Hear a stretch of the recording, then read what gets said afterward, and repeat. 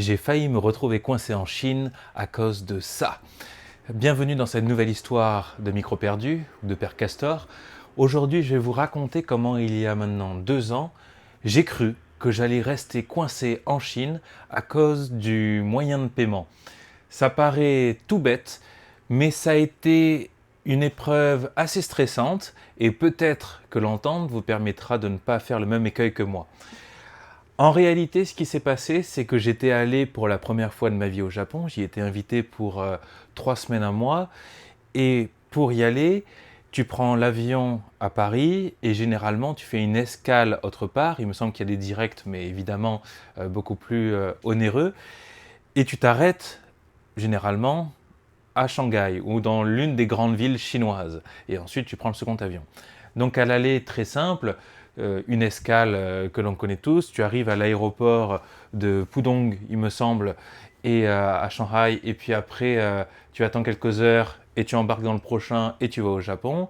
Et pour le retour, peut-être 2 jours avant de devoir aller à l'aéroport, je regarde la carte d'embarquement et je me rends compte d'une chose, c'est que oui, je savais que j'allais m'arrêter de nouveau à Shanghai pour le retour et qu'après j'allais directement m'envoler vers Paris-Charles de Gaulle. Mais cette fois-ci, je me dis, c'est bizarre. Le nom des 2 aéroports ne sont pas identiques. Est-ce qu'il y a une erreur? Et non. C'est que Shanghai étant une ville absolument gigantesque, il y a 2 aéroports. Et donc, mon premier avion de Nagoya Chubu Airport jusqu'à Shanghai va devoir m'imposer d'aller à l'autre aéroport, à l'autre bout de la ville de Shanghai, pour ensuite retourner en France. Je me dis, il n'y a pas de souci, je regarde en ligne comment faire. Il y a une navette de bus qui est l'option la plus évidente. Il y a un métro qui est l'option la plus économique. Et puis, il y a les taxis. Donc, rien de grave. En plus de cela, il me semble que j'arrive à 17h, 18h à Shanghai et que mon vol est à 22h, 23h. Donc, ça me laisse largement le temps d'y arriver et même, comme tout le monde, de s'ennuyer à l'aéroport. Donc, j'arrive à l'aéroport de Shanghai, enfin. Sur le retour, un peu fatigué de ce voyage absolument incroyable dont je raconterai certains détails plus tard, si vous êtes intéressé. Et une fois sur place, je m'approche d'un guichet que j'ai rencontré un an plus tard quand je suis revenu dans cette ville, où il y a marqué International Inquiries, donc les questions internationales. Et ce qui est assez étrange, c'est qu'à chaque fois, les 2 fois où j'y suis allé à 1 an de différence, les employés ne parlent pas anglais. Ce qui est d'autant plus surprenant parce qu'à Shanghai, c'est la ville la plus internationale du pays. La plupart des jeunes, on va dire entre 20 et 40 ans, parlent très bien anglais. Donc je ne sais pas pourquoi les employés à ce guichet où il y a marqué en gros international, question internationale, ne parlent pas anglais. Donc déjà c'est un peu compliqué parce qu'ils sont tous avec leur petit téléphone connecté pour utiliser la traduction. Et en mode, mais attendez, je comprends pas. Bref, donc j'arrive et je demande où se trouve le bus. On me dit que le bus, il est là-bas, mais il faut retirer du cash. Là, ça a été mon erreur. Je n'ai pas fait de transfert entre mes euros ou les yens japonais que j'avais avec les yuan, avec la monnaie chinoise. Donc je dis, très bien, où se trouve l'ATM, le distributeur de monnaie? Et on me dit, le distributeur de l'aéroport ne marche pas. Bon, déjà, ça la fout mal. T'es dans l'un des plus grands aéroports du monde et le distributeur du terminal ne fonctionne pas. Très bien. Où sont donc les banques? Ah, il y a des banques là-bas. Donc déjà, tu dois aller te déplacer en dehors de l'aéroport avec ta valise, etc. Ce qui est jamais très agréable. Première expérience en Chine où les portes s'ouvrent. Et là, un vent chaud, on était fin septembre. Un vent d'une humidité, je vais connaître ça plus tard quand je retournerai au Japon et que cette fois-ci je vais y vivre. Je vais connaître ce que c'est vraiment de vivre en été avec ce climat tropical. En tout cas où à peine tu sors et d'un coup, tu fonds, tu as l'impression d'être un bonhomme de neige sous un soleil de plomb. Donc il y a déjà la fatigue du trajet, c'est le retour après un séjour intense au Japon, d'un coup il y a une vague de chaleur et tu te mets en quête de trouver une banque. Alors évidemment on est en Chine, donc Google Maps ne marche pas. À l'époque j'avais un Android, donc je dis ça parce que sur iPhone tu peux utiliser Apple Plan. Mais quand tu as un Android, tu peux utiliser que l'application chinoise qui est en chinois, donc très compliqué si tu ne parles pas la langue ou que tu ne l'as pas essayé un petit peu avant, de comprendre comment te repérer. Donc je vois un policier très jeune par ailleurs, dans le sens que j'étais en mode, mais attends, on dirait un adolescent. Il y en avait beaucoup comme ça, il y a énormément, je ne sais pas si ce quartier-là, beaucoup de policiers très jeunes, mais très sympas qui arrivent, et parce qu'ils voient que j'étais un peu perdu. Il arrive, enfin en tout cas, il me regarde un peu en mode est-ce qu'il va bien, je vais lui parler, il me dit il y a les banques là-bas, je vais à la banque, sauf que vu l'heure, en tout cas celle dans les environs de l'aéroport, était fermée. Et donc impossible de parler à qui que ce soit. Je vois il y a des ATM quand même en libre service sur le côté.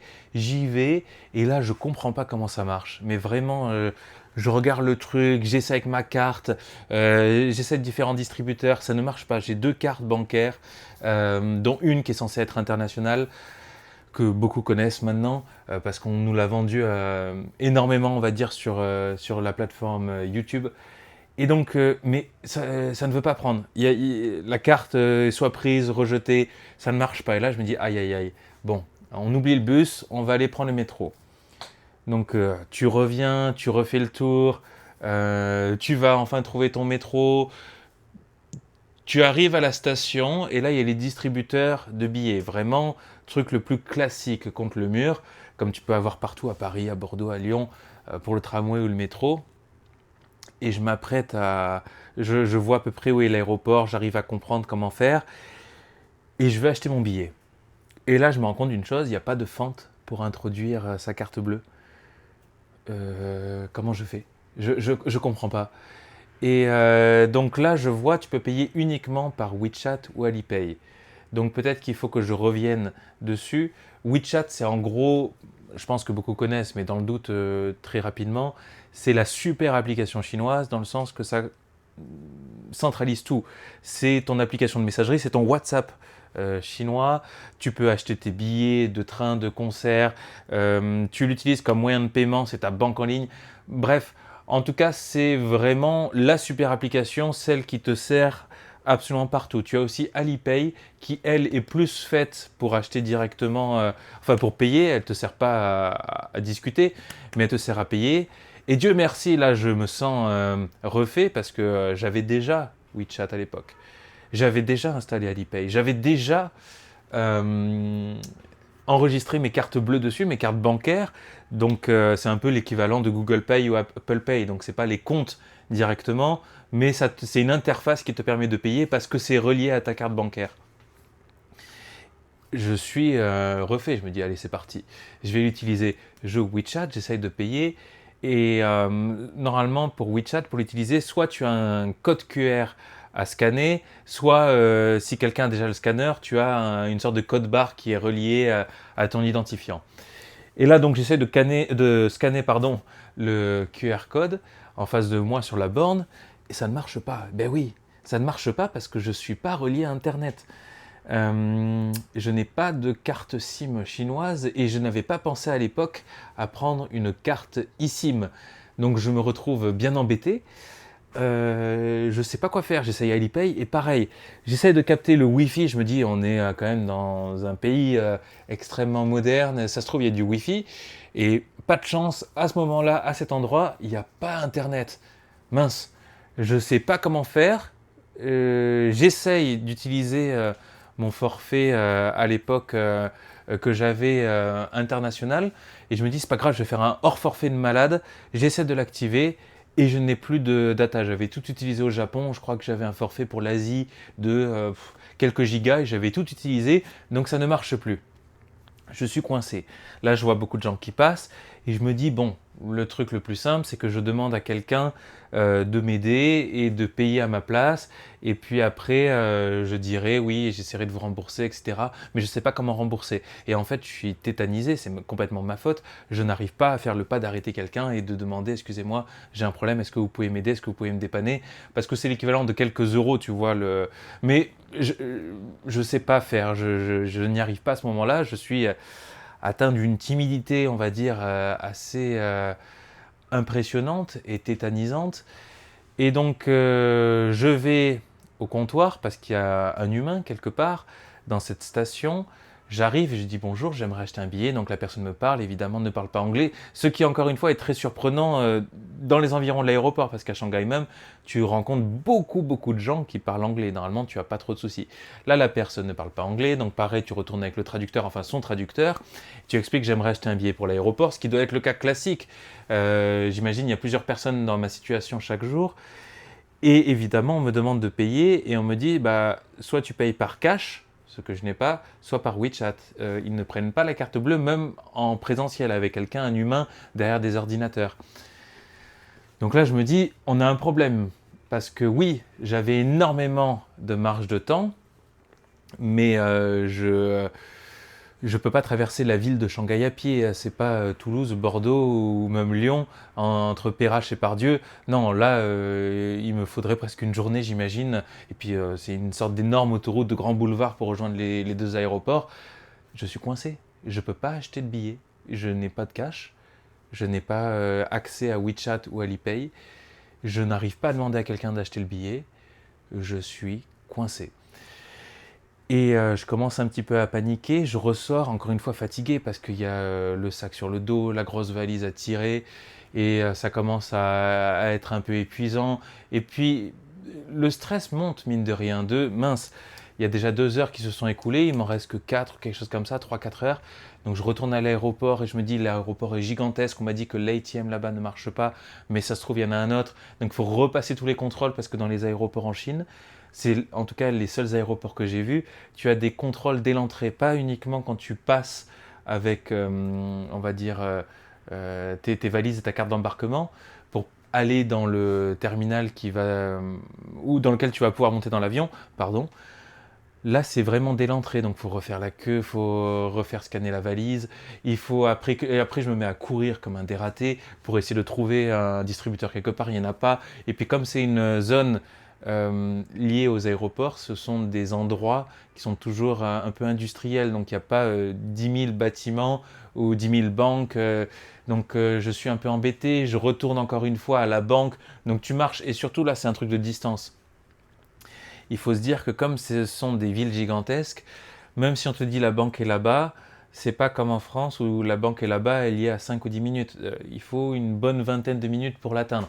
Donc je retourne à la banque, j'essaye de nouveau, j'essaie de demander à quelqu'un, là cette fois-ci, excusez-moi, vous savez comment ça marche, et j'essaie de mettre ma carte et elle n'est pas acceptée. J'essaye de nouveau l'autre carte, elle n'est pas acceptée. Et je me souviens, j'ai vécu à Montréal. À Montréal, j'avais une carte canadienne et je me dis, ça se trouve, c'est les cartes françaises qui ne marchent pas. J'essaye la carte canadienne, il me restait quelques centaines de dollars canadiens dessus. Je me dis, c'est pas grave, je vais payer avec ça. Ça ne marche pas, super.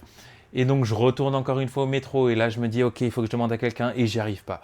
Là, c'est complètement ma faute, hein, mais je n'arrive pas à demander à quelqu'un de me payer le billet.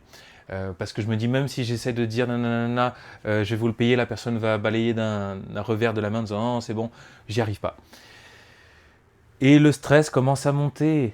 Je vais au taxi. Je me dis c'est la dernière solution. Je vais aller voir les taxis.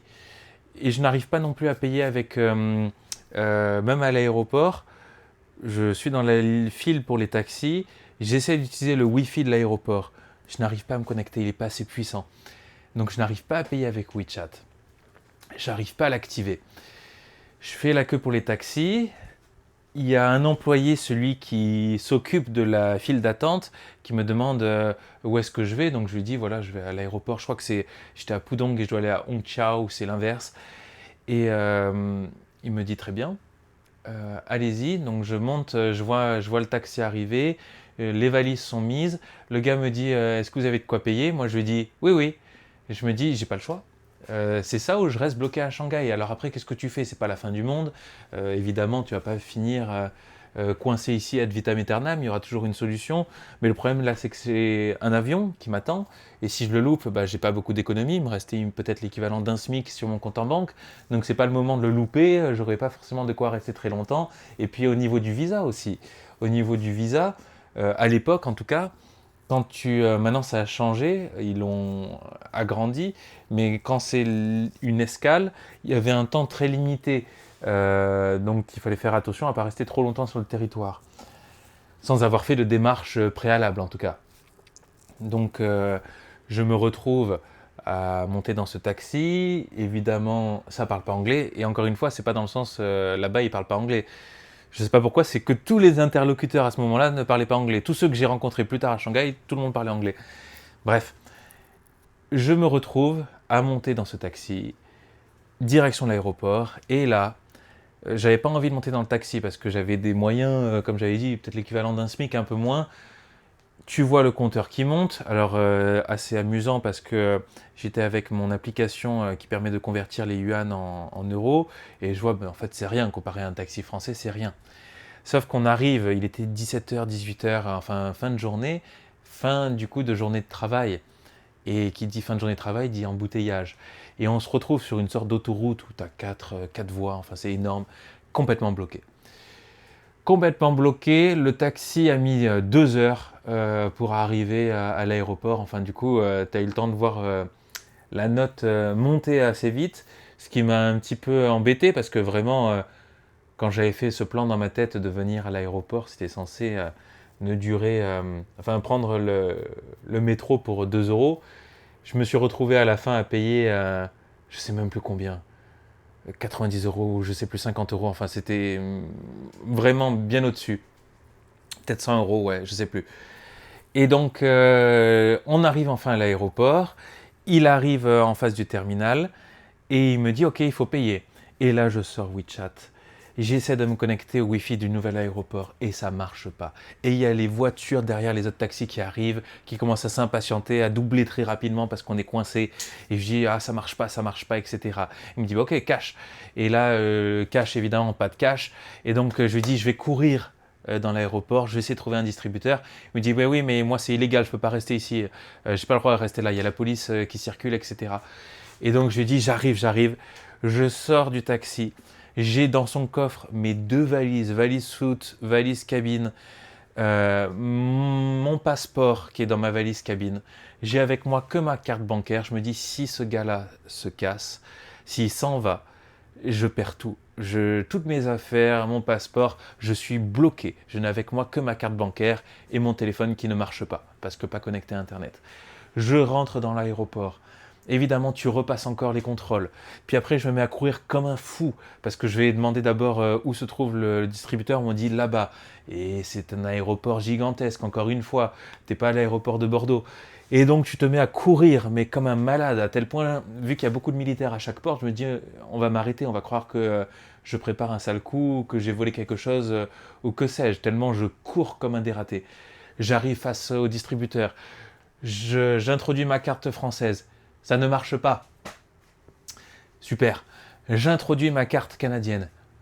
Alléluia. Elle est acceptée. Je retire l'équivalent de 100 euros, un truc comme ça. J'arrive à sortir de l'aéroport. Je me remets à courir. Je vois les policiers autour de mon taxi. Yes. J'arrive, je dis sorry. Donc bon, j'imagine, ils ont l'habitude, ils voient le touriste, tout va bien. Je tends les billets que j'ai retirés à mon taxi. Il était tellement dans l'urgence, il ne m'a pas rendu la monnaie. Je commence à taper sur le coffre parce qu'il commençait à repartir. En fait, il avait complètement oublié, il était dans la panique parce qu'il n'avait pas le droit de rester là. Il m'avait attendu, je crois, l'équivalent de 5 minutes. Il ouvre le coffre, je récupère mes valises, enfin, et je m'en vais. J'en avais rien à faire. Ouais, j'ai dû payer peut-être 100 euros, mais vraiment pour rien. Et après, voilà, fin de l'histoire. Je pourrais prendre mon avion comme convenu, comme ce qui était prévu. J'aurais même une demi-heure d'avance. Mais vraiment, c'était limité. Je suis censé avoir 5-6 heures d'avance. J'avais beaucoup de temps et j'avais tellement déambulé à essayer de trouver une solution, aller à la banque, au distributeur du premier aéroport, au métro, au bus, au taxi où j'osais pas, etc. Ça s'est joué à rien. Et c'est une leçon que j'ai tirée, que j'ai apprise, plutôt peut-être, c'est de télécharger une eSIM. Je ne suis pas là pour faire la publicité d'aucune, hein. Il y a plusieurs services qui proposent ça. Mais qu'est-ce que c'est pratique. Quand je suis retourné la seconde fois à Shanghai, donc quasiment un an après, et que cette fois-ci, j'y suis resté 2 semaines, je suis arrivé, j'avais activé avant du coup, avec une application, tu payes, je sais pas, 10 euros pour quelques gigas, et tu arrives, et hop, WeChat fonctionne direct, j'achète le métro. J'ai pris le taxi la première fois parce que je devais aller à mon hôtel et j'étais un peu perdu, c'était pas très loin de l'aéroport, celui où j'allais. Parfait, tu payes en 2 secondes, c'est terminé. Et je me suis dit, mais si j'avais eu cette solution, j'aurais économisé tellement de temps, j'aurais pas stressé. Donc ces petits conseils, même quand vous voyagez à l'étranger, beaucoup le font maintenant. Moi, je ne l'avais pas fait à l'époque, j'en avais pas conscience et connaissance, de télécharger une application qui vous permet d'acheter une fausse carte SIM, en tout cas une fausse carte SIM, une solution, une formule pour avoir quelques gigas de secours au cas où ce genre de problématique vous arrive. Parce qu'en Chine, voilà, c'est peut-être aussi l'explication. Pourquoi tout passe par WeChat et il n'y a pas de cash? C'est que pendant très longtemps, il n'y a eu que du cash. Et contrairement au Japon, j'ai fait l'épisode, je ne sais pas s'il est sorti avant ou sortira après, sur le cash qui est omniprésent, qui est partout au Japon. En Chine, c'est complètement l'inverse parce qu'il y a eu beaucoup de trafic, beaucoup de faux billets. Et le problème, c'est que le système bancaire a mis beaucoup de temps à arriver. Et des entreprises comme Alibaba, Tencent, donc pour WeChat ou Alipay, sont arrivées avant que les systèmes bancaires vraiment se modernisent et ont proposé ces solutions beaucoup moins chères de scanner le QR code, de montrer le code barre pour payer. Et donc, vu que les smartphones sont arrivés au bon moment et avant l'arrivée vraiment des cartes bancaires et de tout ce que nous on a en Europe, c'est ça qui a pris le pas et qui a fait qu'aujourd'hui, tout se paye avec le téléphone, tout se fait avec le téléphone. Donc c'est un peu perturbant en tant que touriste quand tu ne connais pas trop comment ça fonctionne, que tu n'as pas accès à WeChat, etc. Mais quand tu vis sur place ou que tu es un peu connaisseur ou que tu as des amis qui t'ont parrainé, parce que oui, pour avoir WeChat, il me semble, à l'époque, il a fallu que quelqu'un me parraine ou m'envoie un code d'invitation pour avoir cette application. Mais une fois que tu arrives à maîtriser cet outil, j'avoue que c'est formidable parce qu'à chaque fois que tu arrives, tac, tu scannes le QR code, tu envoies l'argent qui est relié à tes comptes français, canadiens, belges, peu importe, et tu payes. Et c'est d'une facilité déconcertante, tu n'as même plus de frais, etc. Bref, on arrête là. C'était une petite histoire de Père Castor qui s'est passée en Chine où j'ai failli me retrouver bloqué à l'aéroport. Mais aujourd'hui, ça n'arrivera plus, en tout cas j'espère, ou plutôt pas du fait d'un manque de moyens de paiement. À très bientôt pour un autre épisode des Micros perdus.